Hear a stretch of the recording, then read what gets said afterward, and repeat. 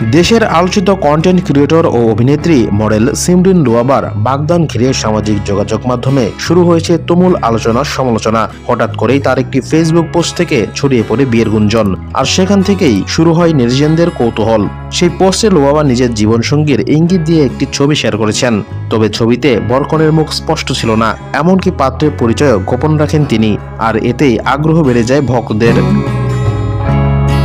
কে সেই রহস্যময় মানুষ যিনি হতে যাচ্ছেন লুয়াবার জীবনসঙ্গী? পরবর্তীতে ধীরে ধীরে সামনে আসে আসল তথ্য। জানা যায়, মাহমুদ বিন মুনির নামে এক প্রবাসী আলেমের সঙ্গে বাগদান সম্পন্ন হয়েছে সিমরিন লুয়াবার। বিষয়টি নিজেই গণমাধ্যমে নিশ্চিত করেছেন মাহমুদ বিন মুনির। তিনি জানান, দুই পরিবারের সম্মতিতে একেবারে ঘরোয়া পরিবেশে তাদের বাগদান সম্পন্ন হয়েছে। এছাড়াও তিনি বলেন, বাংলাদেশ সরকারের আইন অনুযায়ী নির্ধারিত সময়ে আনুষ্ঠানিকভাবে বিয়ের আয়োজন করা হবে। তবে আপাতত বিস্তারিত কিছু না জানিয়ে সবার কাছে দোয়া চেয়েছেন এই জুটি।